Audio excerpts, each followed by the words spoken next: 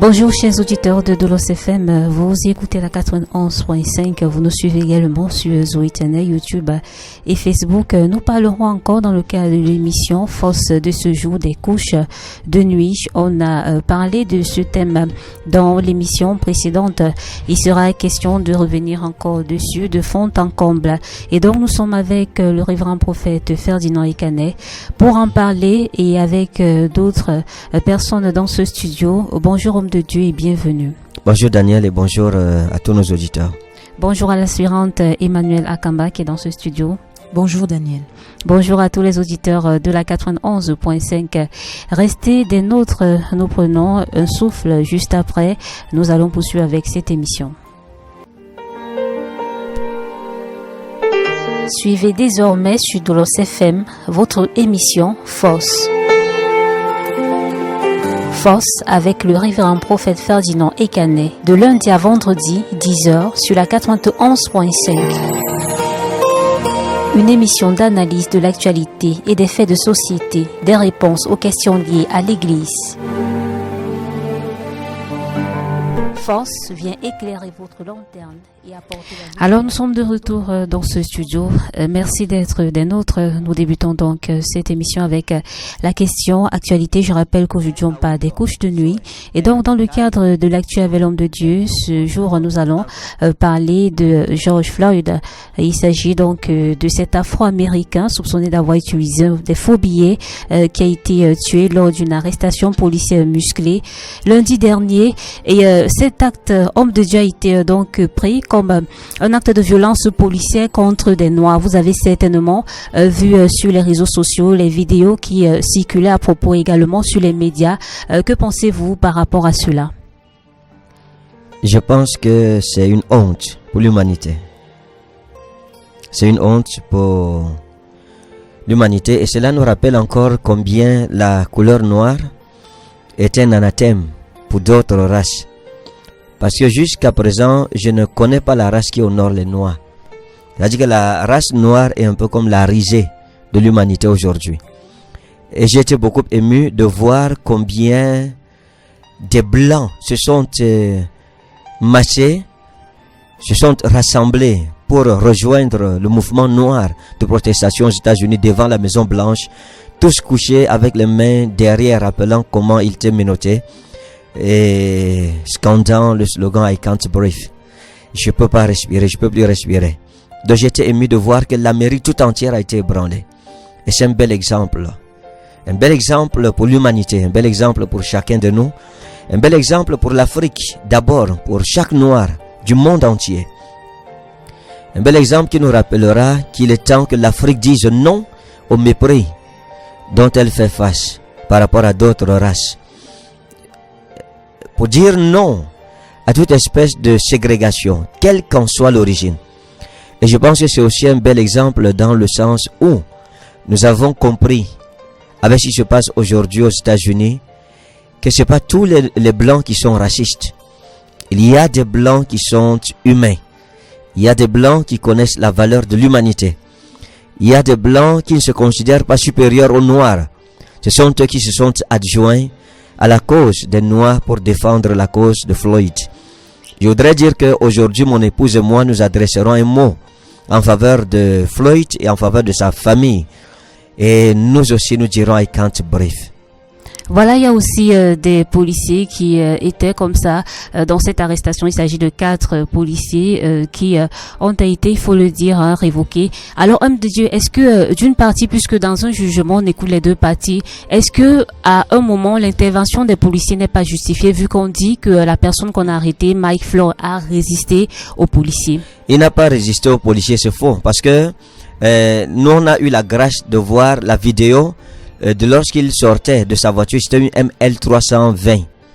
Il est sorti, il n'a pas résisté et puis on l'a mis à terre. Mais quelqu'un déjà menotté, vous lui mettez encore le genou au cou pour couper sa respiration et la main dans la poche. Quel mépris. Pas seulement pour Floyd, mais pour tous ceux qui sont africains, pour tous ceux qui sont noirs. Et c'est un mépris que nous n'accepterons plus jamais. Vous voyez, quand vous regardez dans les rapports de l'humanité aujourd'hui, l'Afrique, ses dirigeants, à partir de nos présidents, etc., ne sont pas respectés. ne sont pas invités dans les cérémonies importantes. Des décisions sont prises sur nous et elles nous sont imposées. Donc je crois que c'est une injustice terrible.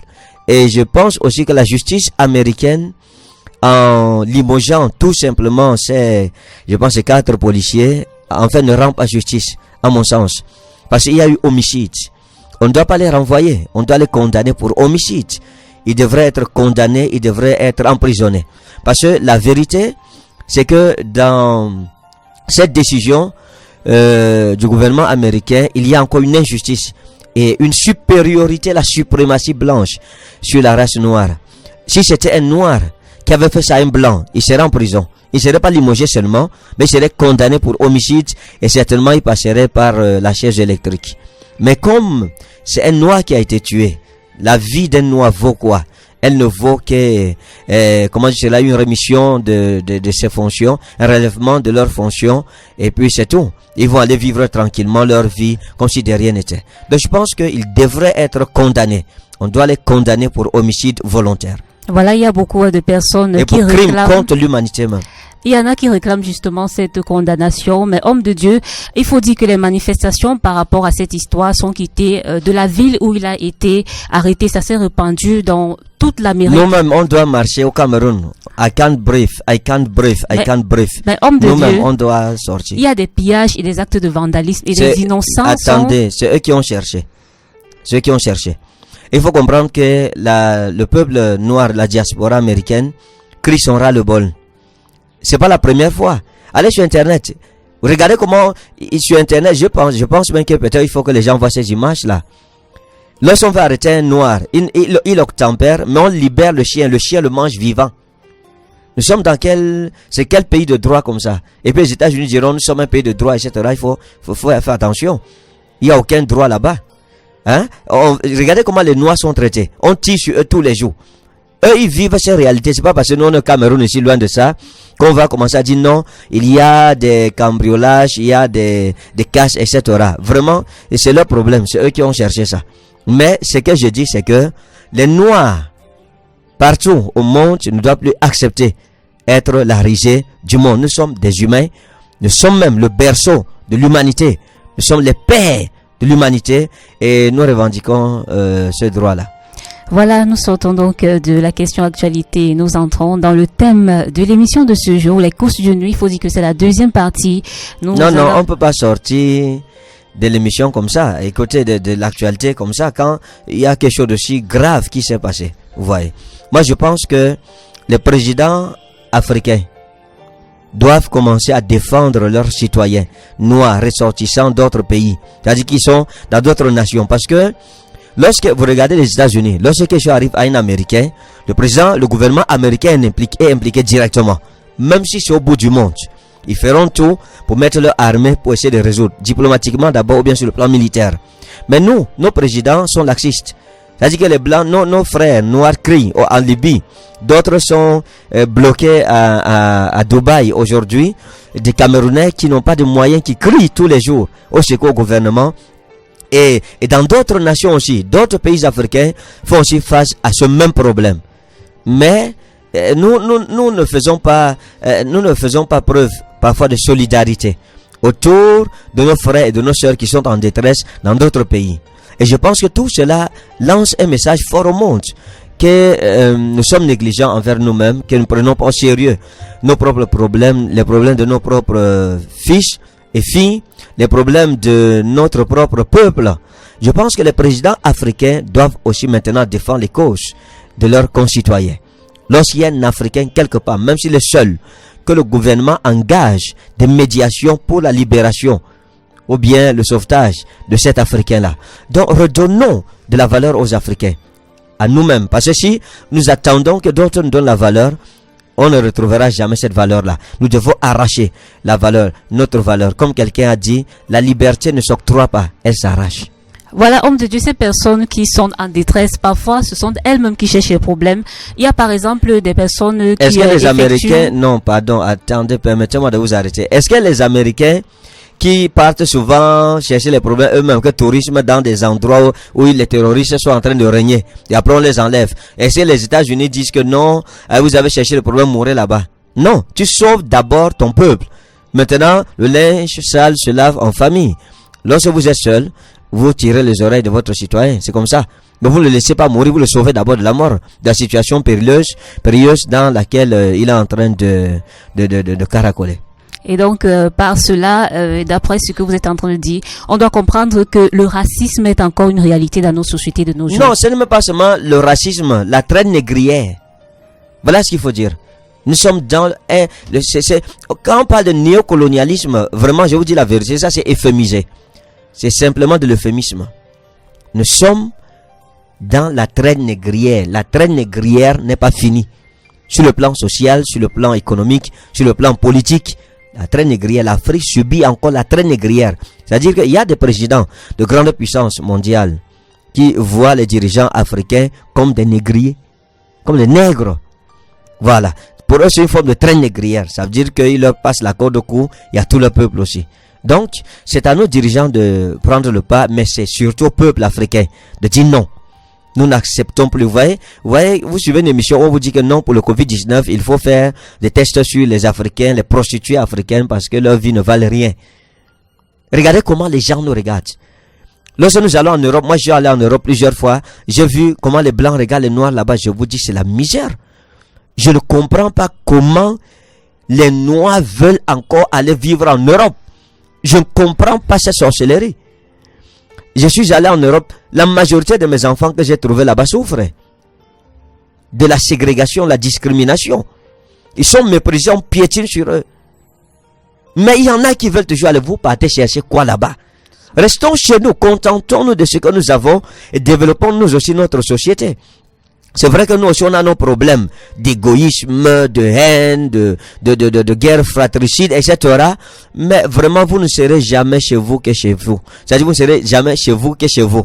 On n'est jamais chez soi que chez soi. Voilà, si vous êtes donc satisfait, on peut sortir de l'actualité et entrer dans le sujet. D'accord, il n'y a pas de problème. D'accord, nous entrons donc dans le thème de ce jour qui est les couches de nuit. Et donc c'est vrai qu'homme de Dieu, la fois passée vous avez donné la définition de couches de nuit, mais pour ceux qui viennent de nous prendre, on aimerait encore savoir de quoi est-ce qu'il s'agit. Qu'entend-on par couche de nuit? J'ai expliqué que les couches de nuit, c'est lorsque un humain a des rapports sexuels dans une dimension spirituelle avec des êtres spirituels, c'est-à-dire des démons. Ce qu'on appelle des incubes ou des succubes, des esprits mâles et femelles. Et j'ai expliqué que les esprits sont asexués. Donc il n'y a pas d'esprit mâle, il n'y a pas d'esprit femelle. Il n'y a pas d'ange mâle, il n'y a pas d'ange femelle. Mais cependant, ces esprits s'incarnent sous forme masculine ou sous forme féminine pour s'accoupler soit avec des hommes, soit avec des femmes. C'est ça qu'on appelle les couches de nuit. C'est-à-dire c'est avoir des rapports sexuels, c'est rêver qu'on a des rapports sexuels avec des esprits. Mais les couches de nuit ont une autre dimension qui est plus sérieuse. C'est lorsque ces rapports ne se passent plus dans les rêves, mais se passent dans la réalité, où ces esprits vous apparaissent physiquement et abusent de vous. Beaucoup de personnes vivent aussi de cette situation aussi. Justement, homme de Dieu, parlant des couches de nuit, pourquoi est-ce que la fréquence est-elle dans la nuit? Pourquoi est-ce que ça se procure, ces couches de nuit sont aussi fréquentes dans la nuit? Peut-être parce que les esprits aiment marcher la nuit. Bon, dans tous les cas, ce que je veux dire, c'est que c'est pas seulement la nuit que ça se passe. Ça se fait aussi en journée. Donc, il faudra parler des couches de nuit et des couches de jour, en réalité. Il y en a qui subissent ça en pleine journée. Oui, homme de Dieu, pour la majorité qui subissent cela dans la nuit, est-ce que c'est parce que le diable est plus fort dans la nuit? Parce que plusieurs exorcistes, ils disent que non, le diable a plus de force dans la nuit, disons, durant les heures de minuit, 3 heures et 6 heures. Ça, c'est faux. Parce que dans tous les cas, comme j'ai dit, on ne peut pas faire une différence comparative entre la fréquence des couches de nuit et la fréquence des couches de jour. Donc, comme pour dire qu'on ne peut pas dire que c'est plus la nuit que les gens ont les couches de nuit. Parce qu'en journée aussi, les gens l'ont et c'est même récurrentiel. De ce que la nuit s'atteint plus fort qu'en journée, je pense que c'est des bêtises. Le temps n'influe pas sur la force de Satan. Il est ce qu'il est, et que ce soit la nuit ou bien que ce soit le jour. Homme de Dieu, puisqu'on parle de couches de nuit et que le plus souvent, les gens voient ces rapports sexuels dans les rêves. On se souvient par exemple de Jésus-Christ lorsqu'il a été baptisé par Jean et l'Esprit Saint est descendu sur lui. On se rend compte également que lorsque l'on parle de couches de nuit, on parle comme ça d'une supériorité d'esprit. Alors on voudrait savoir, est-ce que cela se passe dans le domaine spirituel? Est-ce que si on couche la nuit avec vous, ça veut dire que le démon a pris possession de votre esprit et oui, ça c'est clair, il a contrôlé, il est entré déjà dans votre espace vital. Normalement, ça ne doit pas se faire. Vous ne devez pas avoir des couches de nuit. Avoir des couches de nuit, c'est un signe de vulnérabilité spirituelle. Ça veut dire qu'il y a une sorte de fissuration qui s'est faite dans votre bouclier protecteur et donc finalement vous êtes vulnérable. Donc le message que les couches de nuit vous donnent, c'est que spirituellement vous êtes faible, vous êtes atteignable, vous êtes vulnérable, vous êtes exposé. Et qu'est-ce qui cause cette vulnérabilité? Déjà, il y a le genre de vie qu'on mène. Ça joue beaucoup sur les couches de nuit. C'est-à-dire que si vous menez une vie loin de la sanctification, de la sainteté, automatiquement vous êtes vulnérable. Si vous êtes fréquemment, vous frottez à tout ce qui est immoral, que ce soit en parole, en action, dans le regard, etc., la pornographie et toutes ces choses-là, automatiquement ça vous ouvre encore les portes des couches de nuit. Donc, je pense que voilà principalement les choses qui disposent les gens à cela. Bon, maintenant, est-ce que quelqu'un peut se sanctifier, mais avoir quand même les couches de nuit? Oui. Pourquoi? À cause de l'ignorance. Vous pouvez vous sanctifier, vous n'avez pas, c'est-à-dire que vous n'êtes pas ancré à un certain péché, vous faites la volonté de Dieu, vous jeûnez, vous priez, mais vous avez les couches de nuit. Ça ne veut pas dire que vous n'êtes pas un enfant de Dieu, mais vous êtes encore un épios. C'est-à-dire que vous êtes un bébé spirituel. Donc Satan ne profite pas parce que vous péchez, mais il profite parce que vous ne connaissez pas vos droits. C'est pour cela que dans la Bible dira, aussi longtemps que l'héritier est un enfant, je dis qu'il ne diffère en rien de l'esclave. Car il est sous des maîtres et des tuteurs jusqu'au temps marqué par le Père. Donc c'est un peu cela. Quand vous êtes enfant, alors Satan vous mettra sous tutorat. Ok, homme de Dieu, il y a aussi, ces couches de nuit, c'est souvent lorsqu'on dort, n'est-ce pas? Donc, je vous ai dit, oui, quand on dort, oui, bien sûr. Oui, ma question est de savoir pourquoi est-ce que ça se répète quand on dort? Pourquoi pas quand on est éveillé? Est-ce que ça veut dire que lorsqu'on dort, nous sommes aussi spirituellement endormis? Non, quand on dort, n'est pas spirituellement endormi, parce que vous dormez, c'est votre corps qui dort, mais l'esprit ne dort jamais. Votre corps est toujours, votre esprit est toujours éveillé. Il est toujours en activité. Donc l'esprit ne dort pas dans tous les cas. L'esprit ne se fatigue pas. L'esprit ne se repose pas. Mais la fatigue mentale que nous ressentons souvent, et on a l'impression que notre esprit est fatigué, en fait c'est juste une rémanence de la fatigue corporelle profonde qui peut nous donner cette impression-là. Mais notre esprit est infatigable. Il ne dort pas et il est éternel. Il ne périt pas. Et pourquoi est-ce que ce phénomène persiste lorsqu'on dort? Pourquoi pas quand on est éveillé? Oui, parce que quand vous dormez, en vérité, votre esprit n'est plus vagabond. Il est sur place. C'est un peu comme un oiseau voulait attraper un oiseau. C'est mieux de l'attraper dans son nid. Lorsqu'il est au repos, il est plus cernable. C'est un peu ce qui se passe. Lorsque nous endormons, nous sommes sur place. Nos activités passent en stand-by. Nous sommes au ralenti.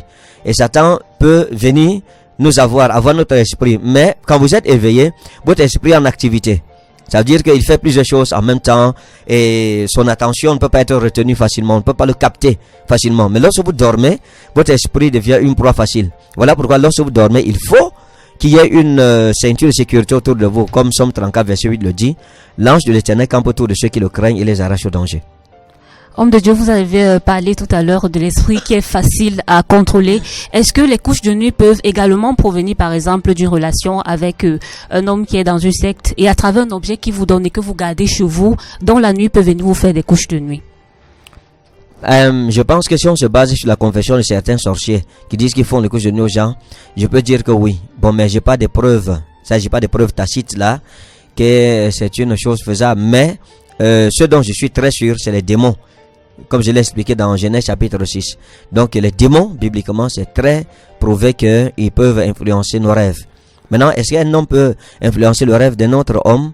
Là, c'est encore à démontrer. Bibliquement, on a des exemples, mais qui ne répondent pas exactement à la question que nous nous posons. Par exemple, on a le cas du prophète Samuel qui apparaît à une divineresse lorsque Saül va pour le consulter et il lui donne une prophétie qui s'avère vraie. Et là, c'est un des passages bibliques qui est le plus controversé aujourd'hui au milieu des biblistes et des spécialistes de la Bible. Est-ce qu'un mort peut revenir? Est-ce que l'incarnation est réelle? Est-ce qu'un mort peut apparaître à quelqu'un d'autre? Mais dans ce cas, dans tous les cas, on a vu un mort apparaître à quelqu'un. Plusieurs fois à l'église, vous avez demandé à des familles comme ça de venir déposer des objets tels que les idoles qui étaient dans la maison pour qu'ils soient brûlés. Alors, mon autre question c'est de savoir si une maison où il y a par exemple des idoles, une maison où on vit dans l'immoralité est propice comme ça aux couches de nuit chez les membres de la famille. Oui, c'est un peu un jardin où vous mettez de l'engrais. La plante pousse avec facilité. Donc, lorsqu'il y a des objets de marabout, par exemple, dans votre maison, des gris-gris, Ces choses-là constituent des hôtels qui attirent les démons. En réalité, c'est des portes ouvertes. Et ça fait que de telles personnes, non pas seulement des couches de nuit, mais d'autres horreurs dans leurs rêves lorsqu'elles dorment. Ça fait que leurs nuits, au lieu d'être doucereuses, sont chevaleresques et cauchemardesques et abracadabrantesques. Homme de Dieu, vous avez parlé d'avoir une ceinture protectrice. Quand vous avez parlé de quand on dort, nous devons avoir cette ceinture. Chacun doit avoir sa ceinture protectrice, il faut sa sécurité. C'est quoi donc cette ceinture protectrice? C'est une relation privilégiée avec le Saint-Esprit, avec Jésus-Christ. Ça dit, une maison, il y a un hôtel à l'Éternel bâti dans la prière, dans la méditation, l'entente, l'amour et etc. Tout ce qu'il y a de positif. Donc Satan n'aime pas ce qui est positif. En fait, la ceinture de sécurité, ici on la constitue en apportant la lumière de Christ dans la famille. Jésus a dit, si quelqu'un vient après moi, il aura la lumière de la vie. Vous voyez, donc c'est un peu cela. Est-ce que, homme de Dieu, cela veut dire que justement, parce que Satan sait que la sanctification est un danger pour des choses maléfiques, il profite par les rapports sexuels pour essayer d'éteindre cela? Quel genre de rapport sexuel? Les rapports sexuels maléfiques. Rapport sexuel maléfique, c'est quoi déjà en passant? Un peu par rapport, puisqu'on parle de couches de nuit, les couches de nuit sont des couches qui sont faites par des démons, et donc forcément c'est maléfique, forcément c'est démoniaque, et donc puisque l'on dit le plus souvent que la sanctification rend d'abord l'esprit propice, disons, à la bénédiction ou alors à une relation non, la de choix. Écoutez, l'esprit se salit. Vous voyez, l'esprit se salit comme le corps se salit, exactement. Mais ce qui salit le corps n'est pas ce qui salit l'esprit. Ce qui salit l'esprit spirituel. Par exemple, le mensonge salit l'esprit. L'adultère salit l'esprit. L'ivrognerie salit l'esprit. L'envie, la jalousie, la haine, les rancœurs, le meurtre. Ces choses-là salissent l'esprit. Donc voilà, le péché salit l'esprit en général. Mais Jésus dit, heureux ceux qui lavent leur robe, afin d'avoir part à l'arbre de la vie et d'entrer par les portes et dans la ville. Donc, la sanctification consiste donc à éviter d'abord les saletés de l'esprit, de deux, à laver son esprit de toutes ces saletés pour le maintenir. La sanctification, c'est forcer à maintenir autant que cela est possible son esprit loin des saletés spirituelles, c'est-à-dire que dans la propreté spirituelle. Et c'est là que la sécurité se trouve. Mais si votre esprit est sale, alors automatiquement, où il y a de la viande pourrie, il y aura des mouches. Combattre les mouches, c'est être un mauvais géostratège, c'est manquer de géostratégie. Parce que vous tuerez les mouches, mais se renouvelleront. D'autres cohortes de mouches viendront, tant que la viande pourrie sera dans votre maison. Donc, qu'est-ce qu'il y a lieu de faire? Il faut retirer la viande pourrie de sa maison, la jeter à la poubelle, et les mouches n'entreront plus jamais chez vous. Elles iront à la poubelle. Voilà, la préoccupation c'était aussi par rapport à pourquoi est-ce qu'il y a les couches de nuit, pourquoi ces rapports, pourquoi le sexe. Est-ce que c'est parce que le monde des ténèbres reconnaît que le sexe a un fort impact dans la vie des gens? C'est que les démons ont vu que le sexe a tellement une force, qu'ils ont une grande fascination pour le sexe. C'est cette chose-là qui passionne l'humanité, qui fait l'humanité, parce que en réalité c'est ça qui nous fait aujourd'hui. Et donc ils se sont dit que waouh, il faut qu'on goûte aussi à l'affaire là. Ils ont utilisé de tous les moyens pour y arriver. Donc il faut comprendre que Dieu nous a donné le pouvoir de créer, ou alors il faut dire de procréer. Et c'est ce pouvoir, et c'est la divinité, c'est la manifestation de la divinité. Dieu a manifesté sa divinité par sa parole, mais nous manifestons cette divinité par le sexe. Donc nous, on procrée, mais pas par la parole, parce que ce pouvoir n'appartient qu'à Dieu. Nous, on procrée par le sexe. Donc ça fait que c'est un pouvoir terrible, c'est un pouvoir de créateur. Et voilà pourquoi on dit que nous sommes à l'image et à la ressemblance de Dieu. Parce que comme Dieu, nous pouvons appeler à l'existence les choses qui ne sont pas comme si elles étaient. Mais seulement ça se passe par le sexe. Et donc ce pouvoir est beaucoup convoité, prisé des démons.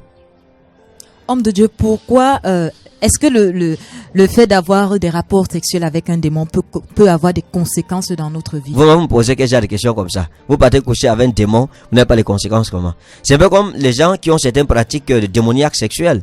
Coucher avec un animal. Il y a des femmes qui couchent avec des chiens, qui couchent avec des bœufs, ou bien des hommes qui couchent avec des chèvres, avec des moutons, ou bien avec des poules, des femmes qui couchent même avec des serpents. Des hommes qui couchent avec des serpents. J'ai vu dernièrement sur internet une jeune fille qui s'embrassait avec un chien. Une personne comme ça là, automatiquement, son âme est vendue au diable. Et le diable en fait tout ce qu'il veut. C'est de ce genre de personnes dont la vie est automatiquement détruite. Et elles-mêmes, elles deviennent des autels diaboliques. Ça fait que si vous avez des rapports sexuels avec une personne qui fait de telles pratiques, automatiquement, vous êtes contaminé.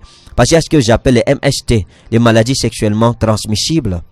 Parlant de contamination de Dieu, est-ce que cela veut dire que par les couches de nuit, on peut par exemple être initié à la sorcellerie? Oui, on peut être initié à la sorcellerie et même à une sorte de dimension démoniaque. C'est-à-dire que vous pouvez devenir une personne compliquée en couchant avec les démons. C'est normal. Lorsque quelqu'un couche avec vous, c'est une fusion de sang, un partage d'ADN. Voilà pourquoi lorsqu'un homme couche avec une femme, l'enfant a 50% de la mère, 50% du père. Ça montre le mélange, la mixture entre l'homme et la femme. Donc moi je pense que il y a une influence catastrophique derrière toutes ces choses-là. Homme de Dieu. Il faut les éviter à tout prix. Oui, justement, par rapport en parlant des c'est conséquences. C'est pas que lorsque vous allez coucher avec quelqu'un qui va chez le marabout, qui pratique le marabout, automatiquement, tout ce qui est dans ces personnes maléfiques vous est transmis. Homme de Dieu, parlant des conséquences des couches de nuit, est-ce que le rejet, l'esprit de rejet peut être une conséquence? Ça c'est clair, oui. Le rejet, ça c'est clair. Pourquoi? Parce que le démon, l'incube ou le succube qui couche avec vous manifeste aussi de la jalousie et éloigne ceux qui sont autour de vous. J'ai vu des couples mariés qui n'arrivent pas à avoir des rapports sexuels parce que la nuit quand ils se réveillent, ils trouvent quelqu'un au milieu d'eux, dans les rêves quoi. Ils rêvent qu'il y a quelqu'un d'homme au milieu d'eux. Et l'homme dit au mari que tu touches là, tu vas souffrir, tu te rendras impuissant. Et l'homme est impuissant en vérité quand il va vers la femme. Donc mais quand il voit une prostituée dehors, il y a des attaques dans son pantalon. Donc ça montre tout simplement que ces esprits-là sont jaloux et peuvent éloigner certaines personnes de vous. Soit pour vous maintenir dans la captivité ou bien juste par motif de jalousie simple. Voilà, parlant de maintenir dans la captivité, y a-t-il aussi des esprits incubes ou succubes qui se marient dans le monde spirituel avec des personnes humaines? Oui, ça c'est clair. Vous vous trouverez mariés et faisant des enfants. Donc ça c'est clair. Beaucoup de gens vous diront qu'elles ont un mari et c'est fidèle. Je me souviens d'une jeune dame sur qui j'ai prié à Douala et elle était mariée à son esprit, son mari de nuit, disons-le comme ça, les termes techniques, à son mari de nuit, ça faisait depuis l'âge de 11 ans. Et à présent, elle était mariée à un monsieur, ils avaient peut-être 5 ou 6 ans. Mais dans le rêve, elle me dit qu'au début, le monsieur venait, ils couchaient juste ensemble. Et puis, elle tombait enceinte, elle donnait naissance à un enfant. Et après cela, le démon venait et se présentait, lui avait donné son nom. Il lui avait dit que je suis ton mari. Et puis, ça avait progressé comme ça pendant des années. Et elle m'a dit, le jour où je causais avec elle, que maintenant, le démon ne vient plus dans les rêves, il vient physiquement. Et donc il me trouve, on cause d'abord et puis on a les rapports sexuels et puis le matin quand je me réveille, j'ai la sémence de l'homme sur mes jambes. Ça dit que physiquement, c'est pas dans le rêve. Là, elle a le sperme sur elle. Comme ça, il faut que elle se nettoie. Et elle s'est mise à pleurer. J'ai prié avec elle et Dieu l'a délivrée. J'ai proclamé le divorce et c'est sérieux.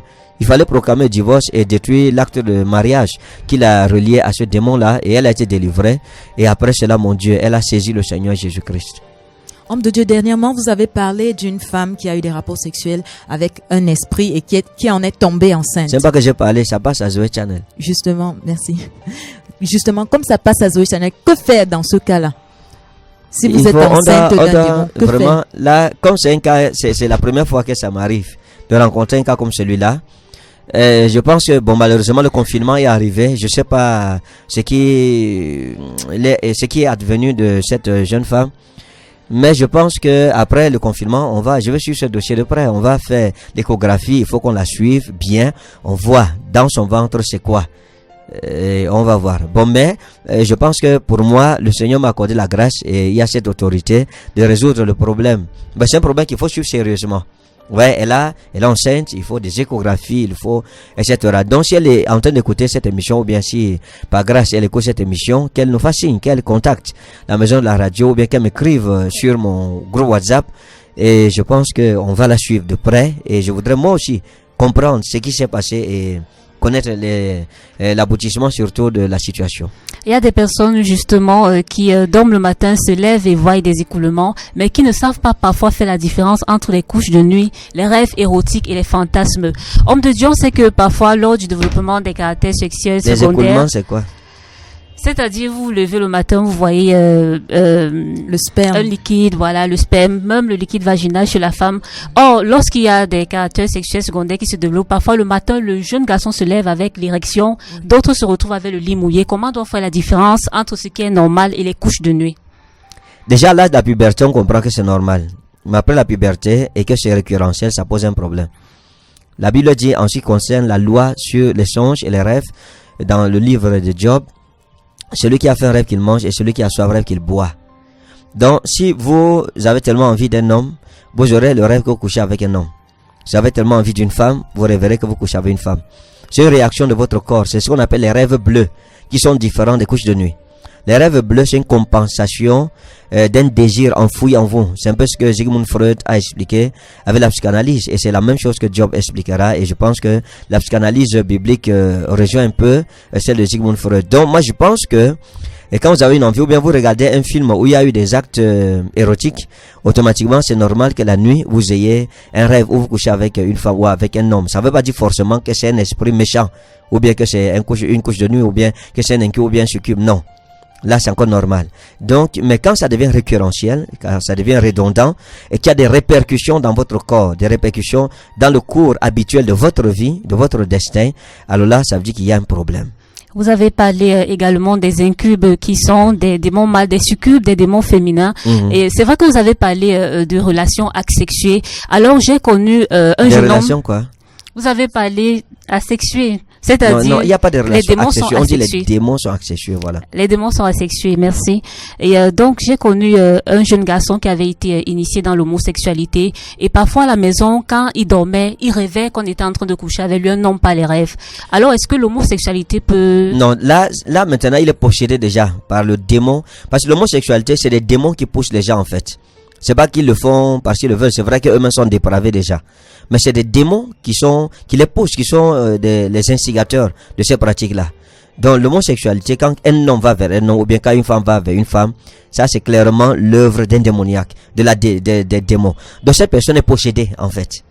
Il faut prier pour qu'elle soit dépossédée du démon d'homosexualité, parce que l'homosexualité c'est un démon.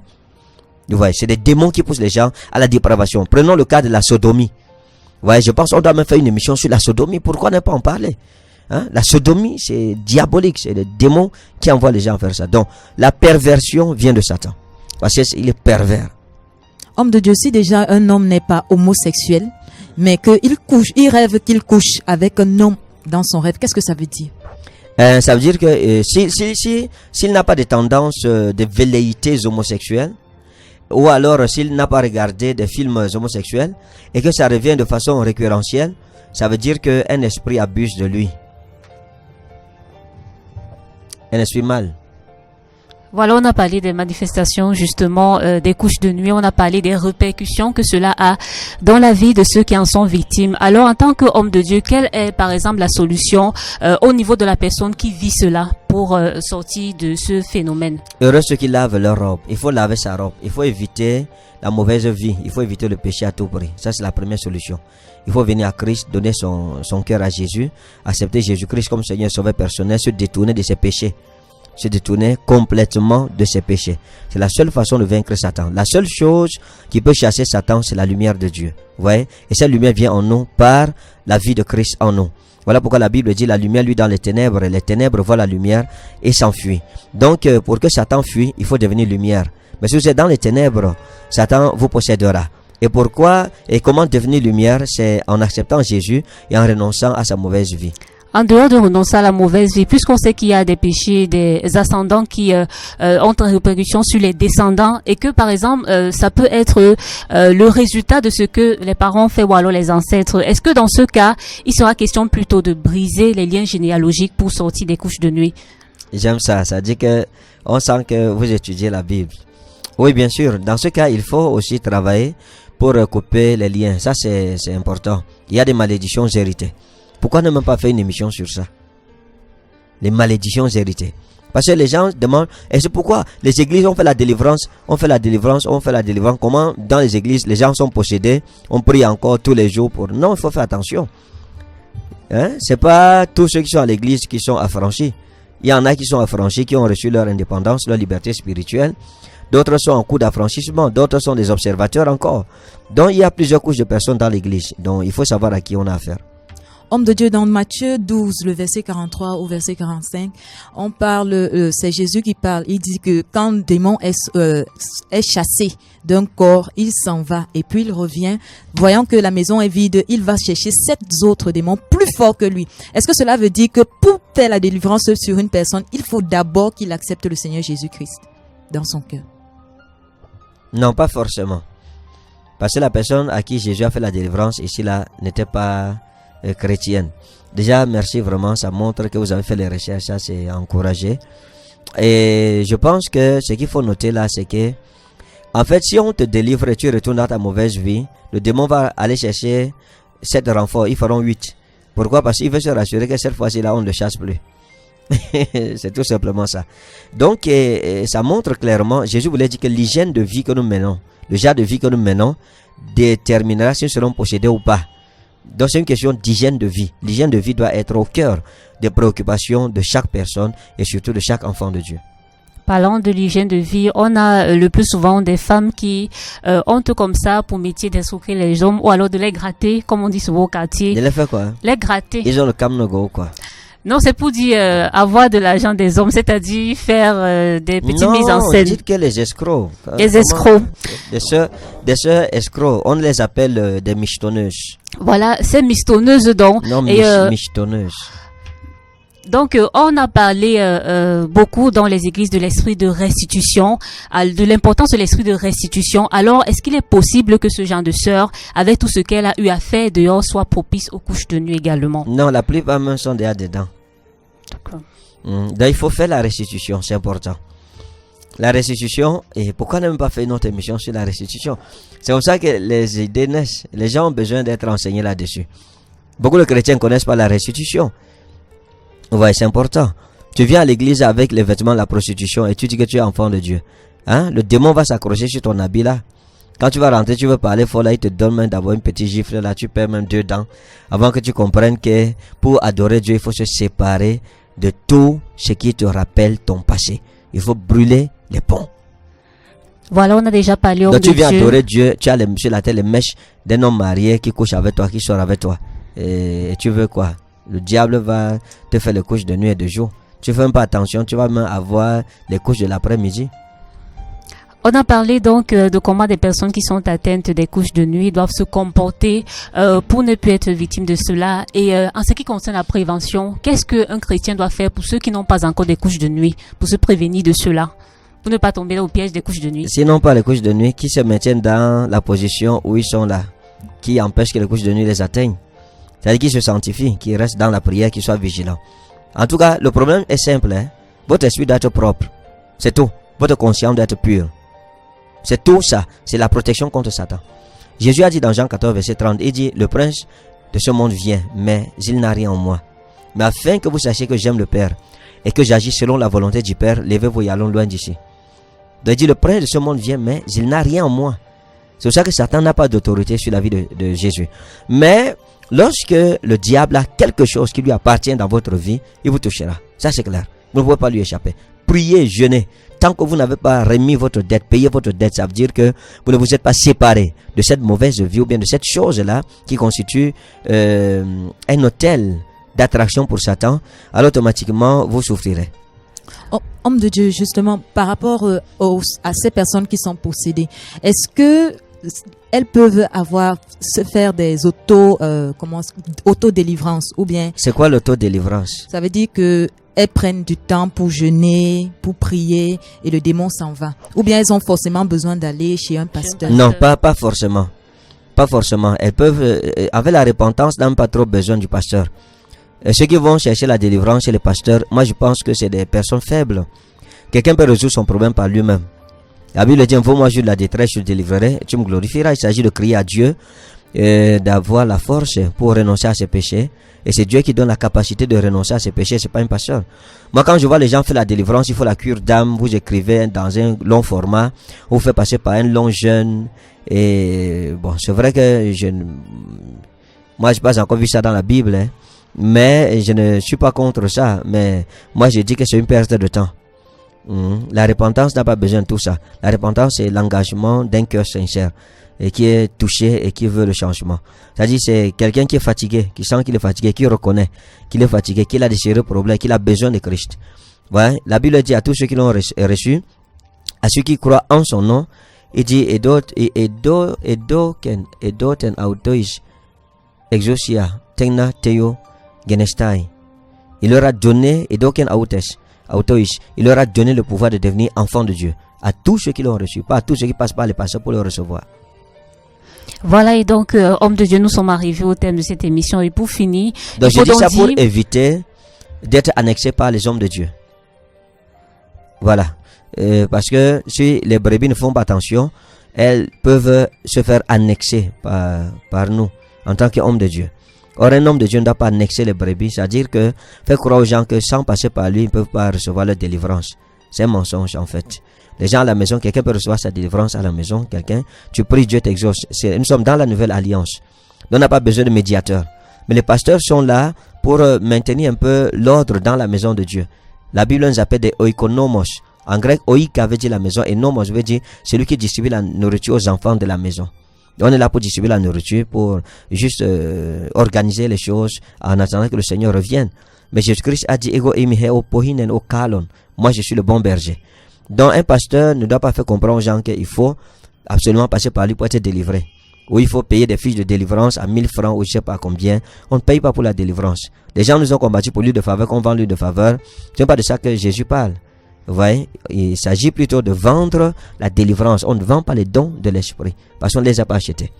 Mais l'huile on vend parce qu'on achète. La Bible on la vend parce qu'on l'achète pour produire. Il faut de l'argent. Les cantiques etc. Les livres qu'on produit etc. etc. Mais les dons spirituels, interdiction de les vendre. Donc tu ne viens pas pour être guéri. On te dit d'acheter la fiche de guérison. Ou bien tu dois payer d'abord une somme pour la fiche de malade etc. Ou bien pour entrer à l'église il faut d'abord payer une somme. Ces pratiques-là sont des pratiques antéchrist. Homme de Dieu, est-il possible qu'une personne qui soit baptisée et qui ait reçu le Saint-Esprit parlant en langue soit susceptible d'avoir des couches de nuit? Oui, elle peut avoir des couches de nuit, mais elle ne peut pas être possédée. Ok. Parce qu'il y a une différence entre l'oppression spirituelle et la possession. La possession, l'esprit habite chez vous. Il fait de votre corps sa maison. Tandis que l'oppression, ce sont des attaques extérieures.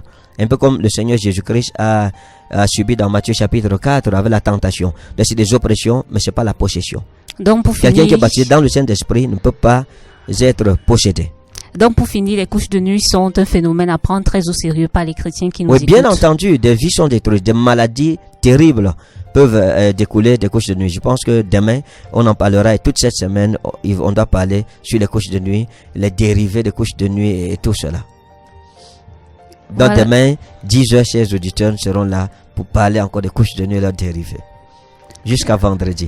Et je voudrais dire à tous nos auditeurs de ne pas manquer ce soir à partir de 22h. Soyez très nombreux à vous connecter sur Facebook pour votre émission Gamos. Et partagez à tous vos contacts et à tous vos groupes. Et je vous encourage même à vous affilier au groupe pour partager cette émission. Quiconque le fera, mon Dieu le distinguera. Parole d'un prophète. Que celui qui a les oreilles entende. Voilà, les adresses sur Facebook sont donc Prophète Ferdinand Ekanet officiel et Ferdinand Prophète Ekanet de lundi à vendredi 22h. Suivez votre émission Gamos avec le couple prophétique Ferdinand et Shalom Ekanet. C'était donc votre émission Force Sud-Ouest FM.